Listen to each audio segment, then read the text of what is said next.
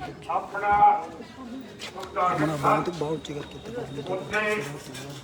Exercise करने दे लागू करने दे करवान लेके गया पर मेरे से रोकना दे कि तुसी करवान नाल अंदर नहीं जा सकते।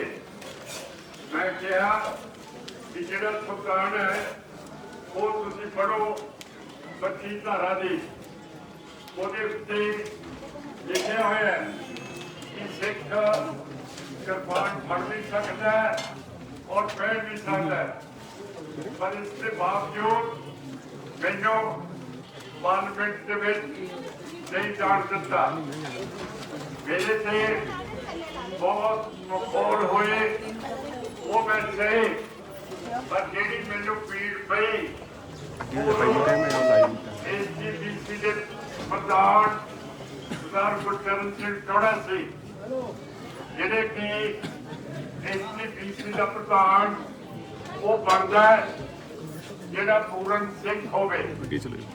ते मैं समझदा सी कि टोड़ा साहब पूर्ण सिख है, पर उन्होंने बयान दिता कि सिमरनजीत सिंह मान ने पार्लियामेंट के विच किरपान फड़ के चक्का देखना से। सो जिहड़े अपनी कौम के विच बैठे ये फुक्कर के सप हैं, इन्हां तो आपां ने बचाउणा है।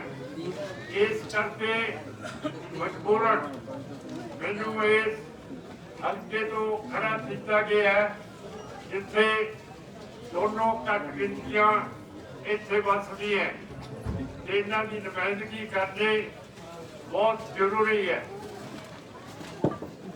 दीप सिंह सिद्धू का सानू दिलों दुख होया जो करके वो नौजवान लीडर सीगे जिहड़े अगे आके मैनूं तसल्ली सी कि वो कौम की अगुवाई कर सकते हैं। वो लंदन विलायत के पढ़े हुए बहुत बड़ी यूनिवर्सिटी तो वकालत करके आई सी। सियासत में साडे सिखां वालों कोई भी जिहड़ा पढ़ लिख के विलायत तो आवे वकालत वो साडी सियासत नहीं आउंदा। ये पहला कदम से मैनूं आशा से कि दीप सिंह सिद्धू के आउण दे नाल जिहड़ा वो साडी सिख सियासत विच खला पिया होया है वो पूरा होगा। पर बड़ा अफसोस है कि वो साडे विच नहीं रहे और सानूं उहदा गम है, जो करके आपां ये नहीं जानते कि जिहड़े वकील लैक होंदे है वो पासा पार्टी का पलट दिंदे है। सानू बंदूक नहीं चकनी से फौज पैंदी, सानू तोपां नहीं चकनियां पैंदियां। जिहड़े पढ़े लिखे काबल लीडर होंदे है वो अपनी अपनी कौमां की तकदीर बदल दिंदे है ते अपने कौम की अगुवाई बड़ी अच्छी तरह करते हैं। मिसाल के तौर से साडे हिंदू भरावां दे वकील 1947 के विच गांधी जी सी, नेहरू जी सी। दूसरे पासे मुसलमानों के लीडर जिन्ना साहब से ये तिने विलायत तो वकालत करके आए सीगे। जो अंग्रेजों के नाल आजादी की गल हुई तो इन्होंने टेबल के मेज से बैठ के अंग्रेजों को समझाया कि सानू दो मुल्क चाहिए है, हिंदुओं के लिए इंडिया ते मुसलमानों के लिए पाकिस्तान। जो करके उस वक्त साडा लीडर कोई इहो जिहा पढ़िया लिखिया नहीं सी, इस करके सिख कौम पिछे रहेगी। पर सानू ये बड़ी खुशी है कि जो मुसलमान नवाब शेर मोहम्मद खान जिहड़े सीगे जदों सरहद का सूबा वजीद खान कहता सी कि मैं छोटे साहिबजादे बाबा फतेह सिंह ते जोरावर नूं सिख नूं नीहां दे विच चुण देना तां नवाब शेर खान ने कहा कि इस्लाम इजाजत नहीं दिंदे कि मासूम बच्चों को मौत की सजा दी जाए। सो वो चीज वो दिन सिख हमेशा याद रखते हैं। इस करके इत्थे जो पाकिस्तान बने जिहड़े मुसलमान हिंदू सिख सीगे इन्हां दी संख्या की तब्दीली हुई तां फिर इस मलेरकोटले के हल्के के विच जिसे सिख ने मुसलमान की अखवाली देखा। सो ये साडा इस इलाके का इतिहास है कि असी बिल्कुल जो साडा इतिहास है जो साडा जग्गा कीता शेर मोहम्मद खान साहब ने वो सिखा ने पूरे बजट बने। सो ਅਸੀਂ ਉਸ ਧਰਤੀ ਤੇ ਜਿਸ ਧਰਤੀ ਦੇ ਉੱਤੇ 1262 ਦੇ ਵਿੱਚ ਤੁਹਾਡੇ ਬਜ਼ੁਰਗਾਂ ਨੇ ਇੱਥੇ ਕੁੱਪ ਦੇ ਵਿੱਚ ਵੱਡੀ ਲੜਾਈ ਸਾਰੇ ਉਧਰ ਹੀ ਕਰ ਰਹੇ ਨੇ ਕਿਸੇ ਹੋਰ ਨਾਲ ਕਰ ਲਓ ਇਹ ਸ਼ਾਹ ਅਬਦਾਲੀ ਦੇ ਨਾਲ ਕੀਤੀ ਤੇ ਉਹਨੂੰ ਹਲਾ ਕੇ ਸਜ਼ਾ ਦੇ ਲਈ ਵਾਪਸ ਅਫਗਾਨਿਸਤਾਨ ਭੇਜਿਆ।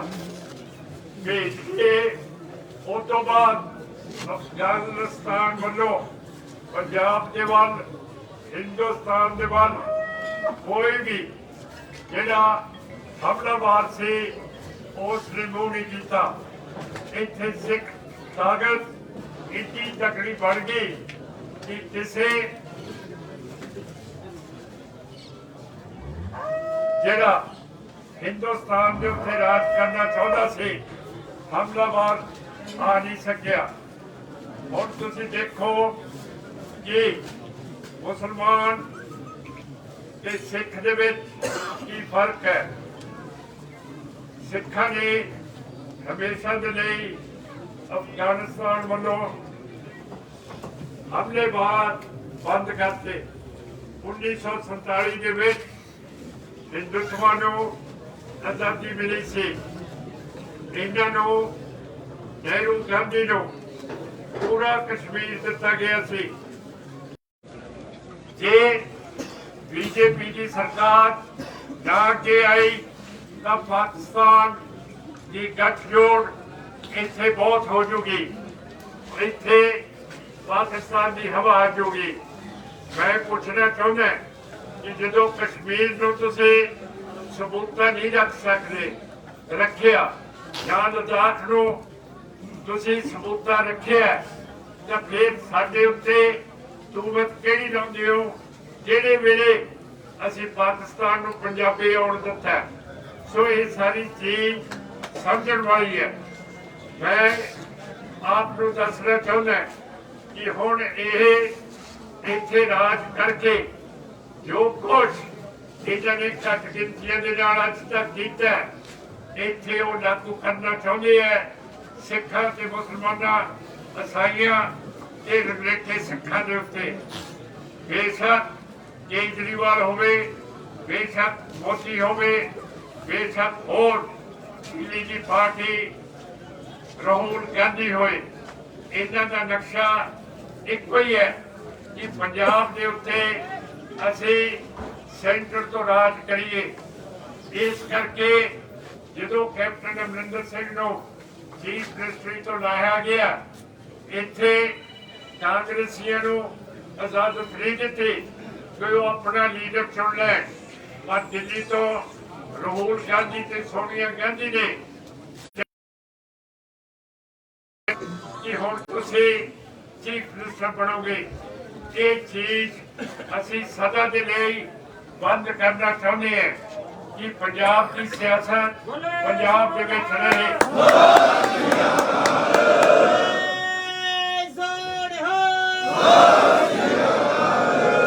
पंजाब की सियासत पंजाब के हथ दे विच रहूगी। साडी पार्टी संत असी नशे नहीं बेचे, असी रेते नहीं बेचे, असी किसी किस्म की बेईमानी नहीं की। कल मलेरकोटले का बड़ा पुल बनया से, पर कांग्रेस हुकूमत के विच ये टुटन से आ गया। ये थले होर खंबे जोड़े पे कि किते ना किते ये डिगना पवे। सो ये जिहड़े दिल्ली वाले इत्थे आके साडे उत्ते राज करना चाहुंदे हैं, ये साडी पार्टी नूं जे तुसीं 20 तरीक नूं दिखाउणा कि ये साडे लई ना मंजूर है। क्यों करके गुरु नानक साहब का हुक्म है, ना असीं हिंदू ना असीं मुसलमान। इस करके असीं दूरी रखना चाहुंदे हैं, जिन्नी दूरी असीं इस्लामाबाद लाहौर तो रखीए उन्नी दूरी असीं दिल्ली तो रखांगे। सो मेरा मतलब है कि तुहाडा स्वाभिमान, तुहाडी अंक, तुहाडी इज्जत की रखवाली श्रोमणी अकाली दल हमेशा बन के रहूगा। और असी बिल्कुल गारंटी देंदे हैं कि जेड़े साडे हक ने वो असी किसी दे मारन नहीं देवांगे। कोई पुलिस तुहानूं तंग करन नहीं आऊगी, ना कोई तलाशी लूगी बगैर वारंटा तो। जे तुसीं भी जदों कोई भी पुलिस वाला आवे या फौज वाला आवे, तुसीं कहना है कि पहला मैजिस्ट्रेट जज तो तलाशी के वारंट दिखा। तुसीं कहना है कि जे मैनूं गिरफ्तार करना है तो मेरे कोले जज दे गिरफ्तारी वारंट होने चाहिए है। ते जे तुहानूं थाणेदार अपना सिपाही तुहाडे घरे भेजे कि सरदार जी थाणे बुलाउंदे है, तुसीं कहना कि थाणेदार साहब नूं कहो सानूं लिखती रुका भेजण। यह कानून है ते असीं अपने वकील के कोले जावांगे ते उस नूं नाल लैके थाणेदार साहब के कोले आवांगे। एवें असीं बिल्कुल जिन्ना चेर सिमरनजीत सिंह मान अकाली दल अंम੍ਰਿਤਸਰ इत्थों की रखवाली करते हैं, इत्थों की सेवा इलाके ने दी है। यहो ਜਿਹੇ नाजायज़ काम असीं बिल्कुल किसी दे नाल नहीं होण देणे।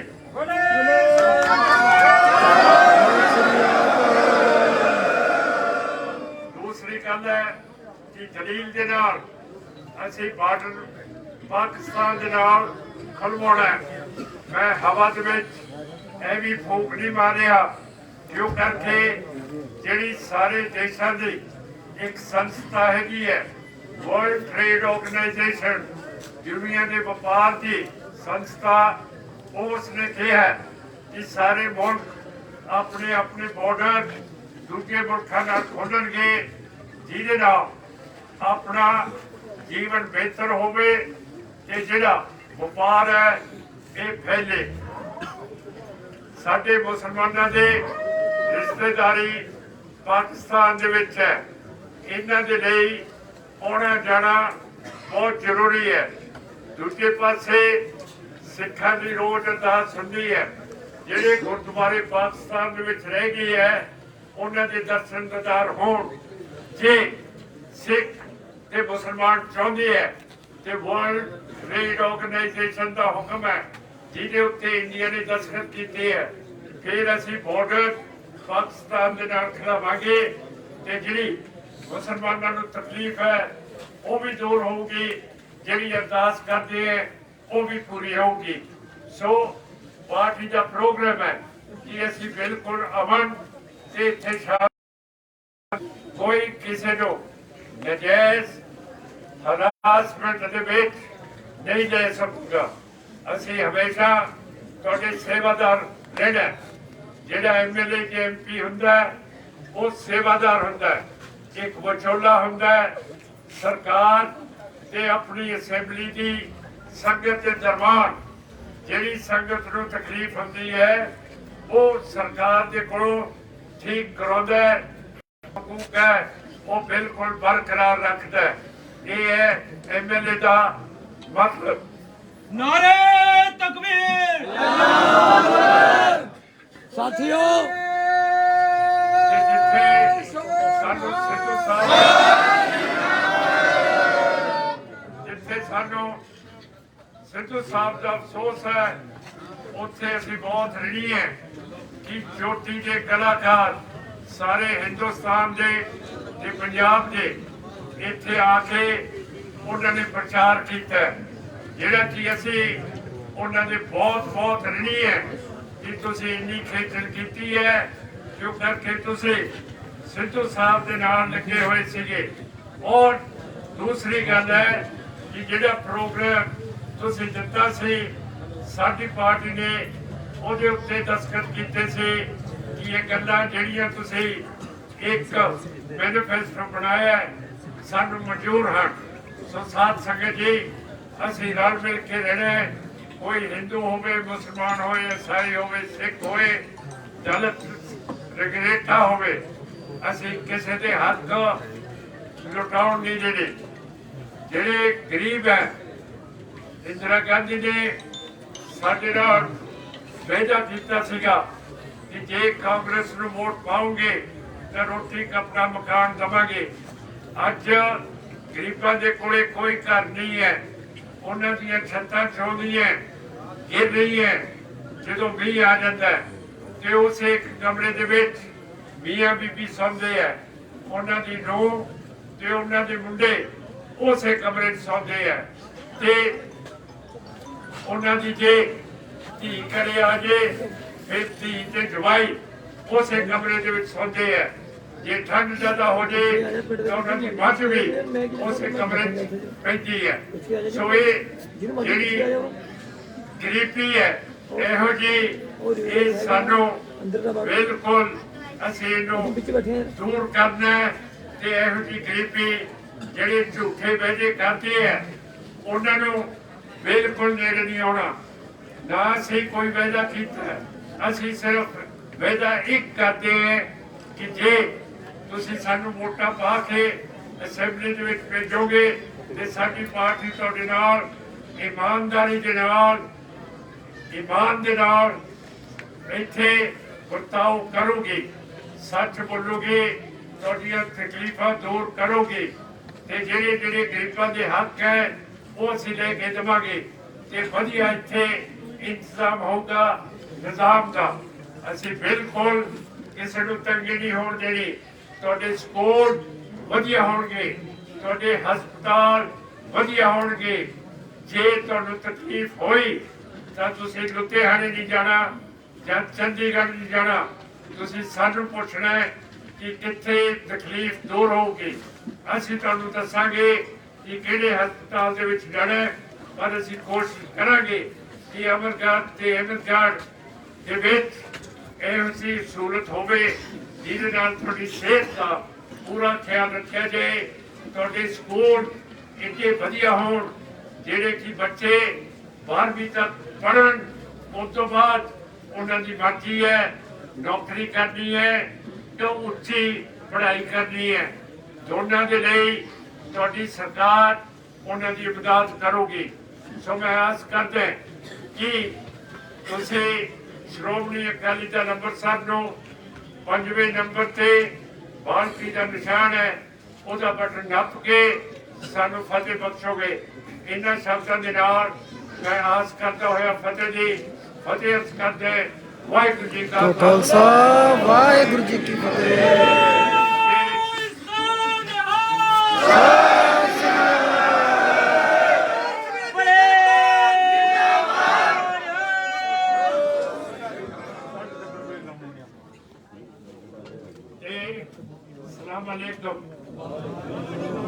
ਸਾਹਿਬ ਦੇ ਭਾਈ ਸਾਹਿਬ ਜਗਜੀਤ ਸਿੰਘ ਆਏ ਹੈ, ਮੈਂ ਉਹਨਾਂ ਦਾ ਬੜਾ ऋणी ਹੈ ਤੇ ਦੋ ਸ਼ਬਦ ਉਹ ਆ ਕੇ ਇੱਥੇ ਕਹਿਣਗੇ ਭਾਈ ਜੀ ਦੇ ਉੱਤੇ ਜਿਹਦੇ ਨਾਲ ਤੁਹਾਨੂੰ ਤਸੱਲੀ ਹੋਵੇ ਕਿ ਸਾਰਾ ਕੁਝ ਜੋ ਕੁਝ ਸਿੱਧੂ ਸਾਹਿਬ ਦੇ ਨਾਲ ਸੰਬੰਧ ਹੈਗੇ ਹੈ ਉਹ ਬਿਲਕੁਲ ਦਰੁਸਤ ਰਹਿਣਗੇ ਤੇ ਵਧੀਆ ਰਹਿਣਗੇ। साथियों एक मिनट मेरी बात सुनियो। ਵਾਹਿਗੁਰੂ ਜੀ ਕਾ ਖਾਲਸਾ ਵਾਹਿਗੁਰੂ उरी खड़ के बोलूंगा, उरी खड़ के बोलू। ਇੱਕ ਮਿੰਟ ਜੀ ਪ੍ਰਚਾਰ ਦਾ ਟਾਈਮ ਹੋ ਗਿਆ ਆਪਾਂ ਖੁਦ ਬਾਅਦ ਬੋਲ ਲਿਓ ਆਪਾਂ ਨੇ ਕੱਲੇ ਅਮਰਗੜ੍ਹ ਦੀ ਸੀਟ ਨਹੀਂ ਲੈਣੀ, ਆਪਾਂ ਨੇ ਪੂਰੇ ਪੰਜਾਬ ਦੇ ਅੰਦਰ ਸ਼੍ਰੋਮਣੀ ਅਕਾਲੀ ਦਲ ਅੰਮ੍ਰਿਤਸਰ ਨੂੰ ਲੈ ਕੇ ਆਉਣਾ ਹੈ। ਹਾਂਜੀ ਹਾਂਜੀ ਬੋਲੇ ਨਿਹਾਲ ਅਸੀਂ ਸਾਡੇ ਪ੍ਰਸਿੱਧ ਗਾਇਕਾਂ ਸੋਨੀ ਮਾਨ ਜੀ ਉਹਨਾਂ ਤੋਂ ਵੀ ਮਾਫੀ ਚਾਹੁੰਦੇ ਆ। ਉਹ ਵੀ ਉਹਨਾਂ ਦਾ ਵੀ ਦਿਲ ਬਲਬਲੇ ਬਹੁਤ ਸੀ, ਉਹ ਬੋਲਣਾ ਚਾਹੁੰਦੇ ਸੀ ਉਹਨਾਂ ਤੋਂ ਮਾਫੀ ਚਾਹੁੰਦੇ ਆ। ਹੁਣ ਮੈਂ ਦਲਜੀਤ ਕਲਸੀ ਜੀ ਜੋ ਜੀਤ ਸਿੱਧੂ ਦਾ ਆਖਰੀ ਸੁਨੇਹਾ ਹੈ ਉਹ ਸਾਡੇ ਨਾਲ ਸਾਂਝਾ ਕਰਨਗੇ। ਦਲਜੀਤ ਕਲਸੀ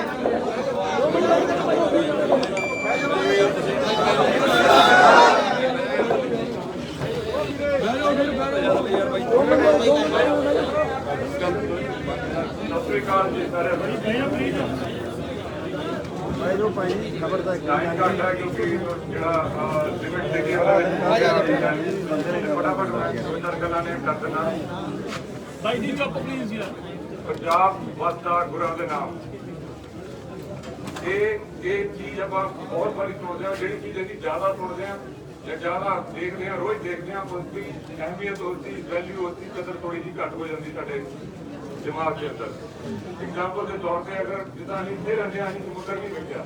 ਜਦੋਂ ਸਮੁੰਦਰ ਦੇ ਨੇੜੇ ਜਾਂਦੇ ਹਾਂ, ਸ਼ਾਮ ਹੁੰਦੀ ਹੈ, ਸੂਰਜ ਢਲ ਰਿਹਾ ਹੁੰਦਾ, ਡੁੱਬ ਰਿਹਾ ਹੁੰਦਾ, ਆਸਮਾਨ ਲਾਲ ਹੁੰਦਾ, ਇੱਕ ਨਾਰੀਅਲ ਦਾ ਦਰਖਤ ਲੱਗਿਆ ਹੁੰਦਾ, ਜੇ ਅਸੀਂ ਉਹ ਦੇਖ ਕੇ ਕਹਿੰਦੇ ਹਾਂ ਕਿੰਨਾ ਸੋਹਣਾ ਨਜ਼ਾਰਾ ਹੈ। ਉੱਥੇ ਹੀ ਮਨਸਵਨੀਆਂ ਫੋਟੋਆਂ ਖਿੱਚਦੇ ਹਾਂ। ਲੇਕਿਨ ਜਿਹੜਾ ਉੱਥੇ ਰੋਜ਼ ਰਹਿੰਦਾ ਹੈ, ਉੱਥੇ ਹੀ ਰਹਿੰਦਾ, ਉਹਨੂੰ ਕੋਈ ਫਰਕ ਨਹੀਂ ਪੈਂਦਾ ਕਿਉਂਕਿ ਉਹ ਰੋਜ਼ ਦੇਖਦਾ।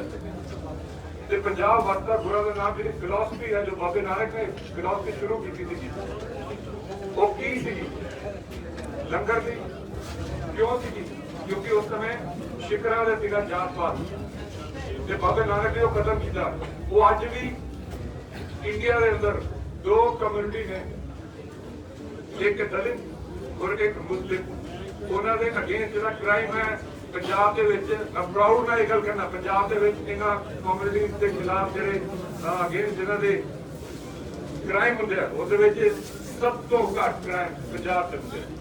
ਪ੍ਰਾਊਡ ਕਰਦਾ ਮੈਂ ਇਸ ਧਰਤੀ ਦੇ ਉੱਤੇ। ਇਸ ਦਾ ਐਗਜ਼ਾਮਪਲ ਦੇ ਤੌਰ ਤੇ ਯੂਪੀ ਦੇ ਅੰਦਰ ਕਈ ਵਾਰ ਇਹ ਬੰਦੇ ਮੈਨੂੰ ਬੋਲ ਸਕਦੇ ਕਿ ਨਹੀਂ ਜੀ ਪੰਜਾਬ 'ਚ ਵੀ ਹੁੰਦੇ ਆ। ਅਗਰ ਤੁਸੀਂ ਇਹ ਗੱਲ ਬੋਲਦੇ ਹੋ, ਮੇਰੀ ਸਲਾਹ ਹੈ ਇੱਕ ਵਾਰੀ ਰਾਜਸਥਾਨ ਯੂਪੀ ਹੋ ਕੇ ਆ ਜਾਓ। ਰਾਜਸਥਾਨ ਦੇ ਅੰਦਰ ਦੇਸ਼ ਦੇ ਪ੍ਰਧਾਨ ਮੰਤਰੀ ਨੂੰ ਮੰਦਿਰ ਦੀ ਸੀੜੀਆਂ ਚੜ੍ਹਨ ਤੋਂ ਕਾਰਨਰ ਫੜ ਕੇ ਲਾਉਂਦਾ ਸੀ। ਪੰਜਾਬ 'ਚ ਤਾਂ ਨਹੀਂ ਹੋ ਸਕਦਾ। ਪੰਜਾਬ 'ਚ ਕਿਸੇ ਦਲਿਤ ਨੂੰ ਰੋਕਿਆ ਨਹੀਂ ਜਾਂਦਾ ਕਿਸੇ ਵੀ ਚੀਜ਼ ਤੋਂ। ਇੱਕ ਦਲਿਤ ਘੋੜੇ ਤੇ ਚੜਿਆ ਸੀਗਾ, ਪਿਛਲੇ ਹਫ਼ਤੇ ਦੀ ਗੱਲ ਹੈ, ਜੋ 100 ਪੁਲਿਸ ਵਾਲਿਆਂ ਦੀ ਨਿਗਰਾਨੀ ਦੇ ਵਿੱਚ, ਉਹਨਾਂ ਦੀ ਸਿਕਿਉਰਿਟੀ ਦੇ ਵਿੱਚ ਘੋੜੇ ਤੇ ਗਿਆ। ਪੰਜਾਬ ਦੇ ਵਿੱਚ ਕਦੀ ਐਸਾ ਨਹੀਂ ਹੋਇਆ। ਕੋਈ ਦਲਿਤ ਮਰਿਆਦਾ ਦੇ ਵਿੱਚ, ਉਹਨਾਂ ਦੀ ਮਰਿਆਦਾ ਹੈ ਉਹਦੇ ਵਿੱਚ ਉਹ ਜਾ ਰਹੀ ਹੈ, ਇਹਦੇ ਵਿੱਚ ਕੀ ਤਕਲੀਫ ਹੈ ਕਿਸੇ ਨੂੰ? ਇਹ ਕਰਨਾਟਕ 'ਚ ਹੋ ਸਕਦਾ, ਕਿਸੇ ਹੋਰ ਵੀ ਜਗ੍ਹਾ ਤੇ ਹੋ ਸਕਦਾ, ਪੰਜਾਬ 'ਚ ਨਹੀਂ ਹੋ ਸਕਦਾ। ਪੰਜਾਬ ਦੇ ਗੁਰਦੁਆਰਿਆਂ ਵਿੱਚ ਵੀ ਤੁਸੀਂ ਆਹ ਕਈ ਵੀਡੀਓ ਦੇਖ ਸਕਦੇ ਜਿੱਥੇ ਨਮਾਜ਼ ਪੜ੍ਹਦਾ ਹੋਏਗਾ ਕੋਈ ਨਾ ਕੋਈ। ਮੈਂ ਪ੍ਰਾਊਡ ਕਰਦਾ ਕਿ ਅਸੀਂ ਉਸ ਧਰਤੀ ਤੋਂ ਹਾਂ, ਕਿਉਂਕਿ ਇੱਥੇ ਬਾਬੇ ਨਾਨਕ ਦਾ ਫਲਸਫਾ ਉਹੀ ਚੱਲਦਾ ਪਿਆ, ਅਜੇ ਵੀ ਚੱਲਦਾ, ਲੋਕਾਂ ਦੇ ਖੂਨ ਦੇ ਅੰਦਰ ਅਜੇ ਵੀ ਹੈਗਾ। ਤੇ ਉਸੇ ਫਲਸਫੇ ਦੇ ਜਿਹੜੀ ਸਰਕਾਰਾਂ ਨੂੰ ਤਕਲੀਫ ਹੁੰਦੀ ਹੈ, ਕਿਉਂਕਿ ਮਾਨ ਸਾਹਿਬ ਉਸੇ ਫਲਸਫੇ ਦੇ ਉੱਪਰ ਅੱਗੇ ਲੈ ਕੇ ਜਾ ਰਹੇ ਹਨ। ਔਰ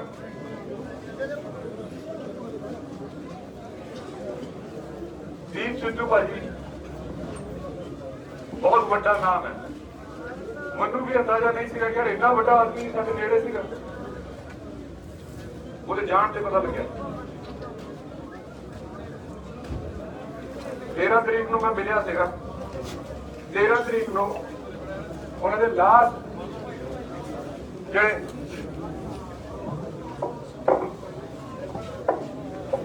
ਜੋ ਗੱਲਾਂ ਹੋਈਆਂ, ਉਹਨਾਂ ਵਿੱਚ ਸਿਰਫ ਇੱਕ ਹੀ ਗੱਲ ਕਾਮਨ ਸੀ ਕਿ ਆਪਾਂ ਮਾਨ ਸਾਹਿਬ ਨੂੰ ਜਿਤਾਉਣਾ। ਮੇਰੇ ਲਈ ਆਖਰੀ ਹੁਕਮ ਵੀ ਉਹਨਾਂ ਦਾ ਆਹੀ ਸੀ ਕਿ ਮਾਨ ਸਾਹਿਬ ਨੂੰ ਜਿਤਾਉਣਾ। ਮੈਂ ਕਿਹਾ ਸੀ, ਮੈਂ ਕਿਹਾ ਭਾਜੀ ਮੇਰਾ ਥੋੜਾ ਕੰਮ ਹੈ, ਕੱਲ ਮੈਂ ਜਰਾ ਦਿੱਲੀ ਮੈਨੂੰ ਰੁਕਣਾ ਪੈਣਾ। ਕਹਿੰਦਾ ਨਹੀਂ ਭਾਈ ਜਾਣਾ ਪੈਣਾ, ਚਲੋ ਮਾਨ ਸਾਹਿਬ ਦੀ ਤੁਹਾਡੀ ਸਪੋਰਟ ਕਰਨੀ ਹੈ। ਮਾਨ ਸਾਹਿਬ ਕਿਸੇ ਵੀ ਤਰ੍ਹਾਂ ਨਾਲ ਹਰ ਹਾਲਤ ਵਿੱਚ ਜਿੱਤਣੇ ਚਾਹੀਦੇ। ਬੱਬਰ ਸ਼ੇਰ ਸਾਡਾ 40 ਸਾਲ ਤੋਂ ਲੜ ਰਿਹਾ ਉਹ ਸਾਡੀ ਕੌਮ ਹੀ ਉਹਨੂੰ ਸਾਥ ਨਹੀਂ ਦਿੰਦੀ। ਇਸ ਵਾਰੀ ਸਾਥ ਦੇਣਾ ਪੂਰਾ ਦੇਣੀ ਤੇ ਜਿਤਾਉਣਾ ਹੈ। ਇਹ ਮੇਰੇ ਲਈ ਸਾਡੀ ਜਿਹੜੀ ਜਥੇਬੰਦੀ ਹੈ ਵਾਰਿਸ ਪੰਜਾਬ ਦੇ ਉਹ ਜਥੇਬੰਦੀ ਵਾਸਤੇ ਜਿਸ ਦੇ ਵਿੱਚ ਹੁਣੇ ਗੁਰਮੀਤ ਸਿੰਘ ਬੁੱਕਰਵਾਲ ਭਾਜੀ, ਗੁਰਪ੍ਰੀਤ ਭਾਜੀ, ਸਾਡੇ ਕਾਜਲਾ ਸਾਹਿਬ, ਸ਼ੇਰੀ ਕਾਜਲਾ ਭਾਜੀ, ਇਹ ਸਾਰੇ ਜਣੇ ਆਏ ਹੋਏ ਸੀਗੇ। ਲੇਕਿਨ ਉਹ ਕੁਝ ਉਹਨਾਂ ਨੂੰ ਕਿਸੇ ਨੂੰ ਹਾਰਟ ਅਟੈਕ ਹੋ ਗਿਆ, ਉਧਰ ਜਾਣਾ ਪੈ ਗਿਆ। ਪਤਾ ਨਹੀਂ ਕਿਹੜੇ ਮਾੜੇ ਟਾਈਮ ਚੱਲਦੇ ਪਏ ਆ। ਦਿਨ ਤੋਂ ਮੈਂ ਸੁੱਤਾ ਨਹੀਂ ਆ। ਜਦ ਤੱਕ ਭਾਈ ਗਿਆ ਸੀ ਉਸ ਦਿਨ ਤੋਂ ਲੈ ਕੇ ਅਸੀਂ ਜਾਗ ਰਹੇ। ਮੇਰੇ ਵਿੱਚ ਤਾਕਤ ਨਹੀਂ ਹੈ ਖੜੇ ਹੋਣ ਦੀ। ਲੇਕਿਨ ਇਹ ਮੇਰਾ ਵੀ ਡ੍ਰੀਮ ਕਿ ਮਾਨ ਸਾਹਿਬ ਜਿੱਤਣੇ ਚਾਹੀਦੇ। ਇਹ ਮੈਂ ਤੁਹਾਨੂੰ 20 ਬਾਈ ਦੇ ਆਖਰੀ ਇੱਛਾ ਦੀ ਤਰ੍ਹਾਂ, ਕਿਉਂਕਿ ਉਹਦੇ ਆਖਰੀ ਸਮੇਂ ਦੇ ਵਿੱਚ ਸਿਰਫ ਇੱਕ ਹੀ ਗੱਲ ਡਿਸਕਸ ਕਰ ਰਹੀ, ਮਾਨ ਸਾਹਿਬ, ਮਾਨ ਸਾਹਿਬ, ਮਾਨ ਸਾਹਿਬ। ਅੱਜ ਉਸੇ ਆਖਰੀ ਡ੍ਰੀਮ, ਆਖਰੀ ਇੱਛਾ ਦੇ ਤੌਰ ਤੇ ਮੈਂ ਕਹਿ ਸਕਦਾ, ਮੈਂ ਤੁਹਾਨੂੰ ਰਿਕੁਐਸਟ ਕਰਨਾ ਹੈ। ਸਾਡਾ ਇੱਕ ਸ਼ੇਰ, ਸਾਡਾ ਇੱਕ ਬੱਬਰ ਸ਼ੇਰ ਪਿਛਲੇ 40 ਸਾਲਾਂ ਤੋਂ ਲੜ ਰਿਹਾ ਸਾਡੇ ਲਈ। ਜਿਸ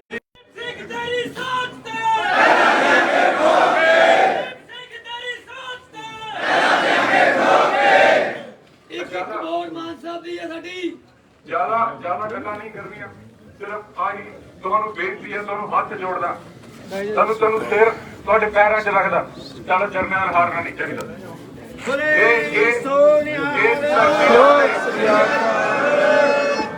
ਇਸ ਧਰਤੀ ਦੇ ਉੱਤੇ, ਅਮਰਗੜ੍ਹ ਦੀ ਧਰਤੀ ਦੇ ਉੱਤੇ ਸਾਡੇ ਕਲੰਕ ਨਹੀਂ ਲੱਗਣਾ ਚਾਹੀਦਾ। ਮੈਂ ਵਾਅਦਾ ਕਰਵਾ ਸਕਦਾ ਤੁਹਾਡੇ ਕੋਲੋਂ, ਵਾਅਦਾ ਕਰਵਾ ਸਕਦਾ ਤੁਹਾਡੇ ਕੋਲੋਂ, ਮਾਨ ਸਾਹਿਬ ਜਿਤਵਾ ਸਕਦਾ ਤੁਹਾਡੇ ਕੋਲੋਂ। ਮਾਨ ਸਾਹਿਬ ਜਿੱਤਣਗੇ ਜਾਂ ਨਹੀਂ? ਮਾਨ ਸਾਹਿਬ ਦੀ ਵੋਟ ਤੁਸੀਂ ਪੱਕੀ ਕਰੋਗੇ? ਇੱਕ ਘਰ ਜਾ ਕੇ ਪਹੁੰਚਾਵੇ ਜਾਣਾ ਪਵੇ। ਮਾਨ ਸਾਹਿਬ ਜਿੰਦਾਬਾਦ, ਮਾਨ ਸਾਹਿਬ ਜਿੰਦਾਬਾਦ, ਮਾਨ ਸਾਹਿਬ ਜਿੰਦਾਬਾਦ, ਮਾਨ ਸਾਹਿਬ ਜਿੰਦਾਬਾਦ। ਬਹੁਤ ਬਹੁਤ ਮਿਹਰਬਾਨੀ। ਜਿੰਦਾਬਾਦ, ਜਿੰਦਾਬਾਦ।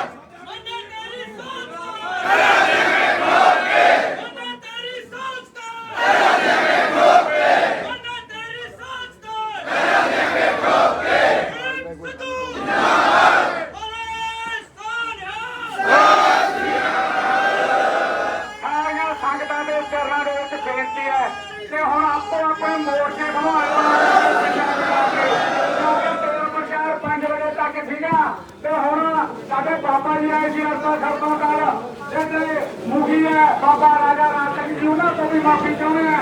ਉਹੀ ਮਹਾਨ ਸਾਰੇ ਉਹਨਾਂ ਤੋਂ ਮਾਫੀ ਚਾਹੁੰਦੇ ਆ। ਰਾਮਾ ਜੀ ਆਏ ਆ, ਉਹਨਾਂ ਤੋਂ ਮਾਫੀ ਚਾਹੁੰਦੇ ਆ। ਮਤਲਬ ਸਾਰੇ ਸਾਡੇ ਹੱਥ ਜੋੜ ਕੇ ਮਾਫੀ ਮੰਗਦੇ ਆ ਕਿ ਆਪਣਾ ਪਿੰਡ ਦੇ ਚੱਕਰ ਹਾਂ ਜੀ ਤੇ ਹੁਣ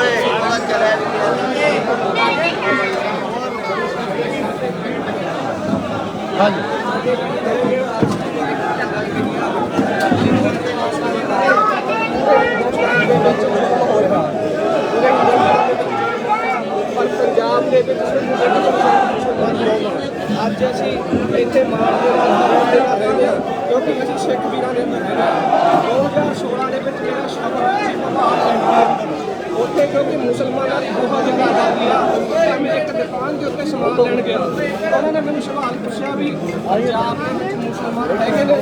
ਉਹਨਾਂ ਨੂੰ ਕਿਹਾ ਵੀ ਪੰਜਾਬ ਦੇ ਵਿੱਚ ਤਾਂ ਮੁਸਲਮਾਨ ਹੈਗੇ ਨੇ। ਪਹਿਲੀ ਗੱਲ ਉਹ ਇਹ ਸਮਝਦੇ ਸੀ ਪੰਜਾਬ ਦੇ ਵਿੱਚ ਮੁਸਲਮਾਨ ਨਹੀਂ ਹੈਗੇ।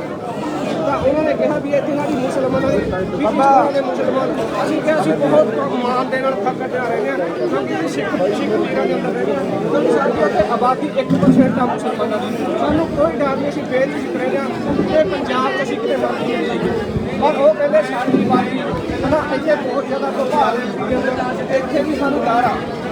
ਅੱਜ ਪੂਰੇ ਹਿੰਦੁਸਤਾਨ ਦੇ ਨਾਲ ਮੁਸਲਮਾਨ ਬਾਜ ਗਏ ਕਿਉਂਕਿ ਉੱਥੇ ਪੂਰਾ ਡਰ ਆ, ਸਾਰੇ ਮਹਿਸੂਸ ਕਰ ਰਹੇ ਨੇ ਕਿਉਂਕਿ ਆਪਾਂ ਨੂੰ ਪਤਾ ਜੋ ਏਜੰਸੀਆਂ ਦੀ ਜੋ ਸਟੇਟਾਂ ਦੀ ਜੋ ਚਾਲ ਆ ਉਹ ਮੁਸਲਮਾਨਾਂ ਦੀ ਕੰਮ ਖਤਮ ਕਰਦੀ ਆ। ਕਿਉਂਕਿ ਸਿਮਰਨਜੀਤ ਸਿੰਘ ਮਾਨ, ਦੀਪ ਸਿੱਧੂ ਵੀਰ ਜੋ ਲੜਦੇ ਸੀਗੇ ਉਹ ਹੱਕ ਸੱਚ ਲਈ ਲੜਦੇ ਸੀਗੇ।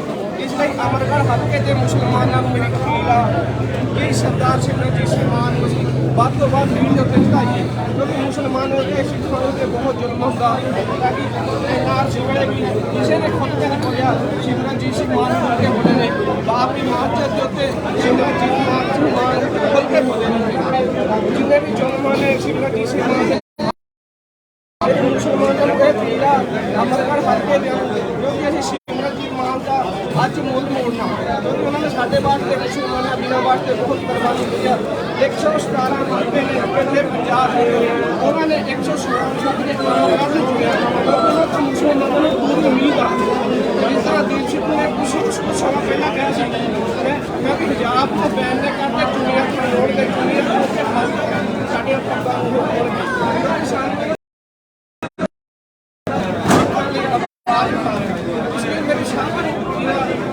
ਸਾਰੇ ਅਸੀਂ ਸਿਮਰਨਜੀਤ ਸਿੰਘ ਮਾਨ ਦਾ ਵੱਧ ਤੋਂ ਵੱਧ ਸਾਥ ਦੇ ਔਰ ਦੀਪ ਸਿੱਧੂ ਵੀਰ ਦੀ ਜੋ ਸੋਚ ਸੀ ਉਹਦੇ ਉੱਤੇ ਉਹਨਾਂ ਦੀ ਇੱਕ ਵਾਰ ਮੈਂ ਮੇਰੀ ਕੀ ਦੱਸ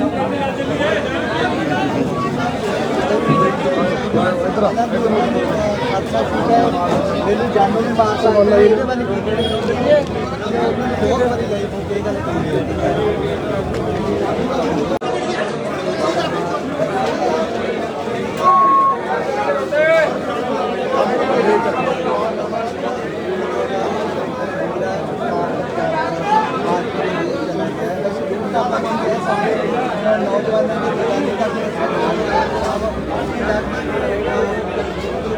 सोच चढ़ी